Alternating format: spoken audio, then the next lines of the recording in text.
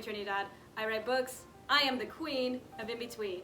Anytime people feel split between two worlds, two situations, two circumstances, two sides of themselves, and ultimately we want everyone to remember that they have a place. That's why we always say, love your face, choose your place. The best part of this channel is honestly Kai. Today I want to talk about what it feels like, one of the very first times I can remember feeling like I was between two worlds. One of the first times I can ever remember feeling like I was between worlds was when I realized I was Filipino American. Do I even look Filipino? You know, growing up in school, what that created was, it's kind of this weird dichotomy where you feel like you're not part of either world. What am I? So I knew when I would come home I was Filipino. There was definitely a lot of traditions that my mom had growing up that I didn't feel like I was a part of, because when I would go to school, I was part of that culture. It's kind of funny sometimes. People would come up to me and be like, What ethnicity are you?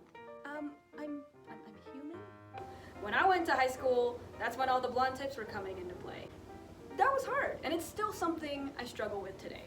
These two sides of yourselves, or these two circumstances, sometimes tragedy brings us apart. And so growing up as a Filipino, it took me a long time to understand that I get to choose. I can belong to both places. But I'll tell you what, it was a little funny when I would have rice with every meal, and I'd go to school and eat burgers too. I'm proud to be a Filipino, and I'm proud to be an American too. We have this culture where you have to have separate parts of you. And then you start to wonder, what? So funny things that happened when I was in high school. Sometimes I would come home and my mom had an accent, and so sometimes I would go and I would say things. I want to know what happens whenever I try to imitate a Filipino accent? I sound awful. All of a sudden I just started to mesh things together. I thought the word for butt in Tagalog is puwet, and so sometimes I would just say, don't be a puwet. And I remember the first time I went to my friend's house, they were serving lasagna, and I said, where's the rice?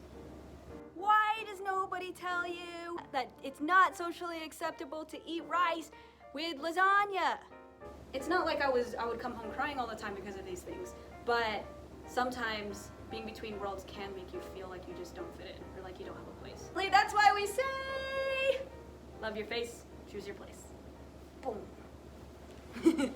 I do sound effects, by the way. Y'all can deal with it. The things I like to talk about in my books are characters that are between worlds. So we're gonna be spending a lot of time talking about characters that feel like they're between worlds. Because here's the thing, nobody's super fans like me. I don't know if y'all could tell, but I like my fandom. And I love dissecting characters and dissecting worlds and stories.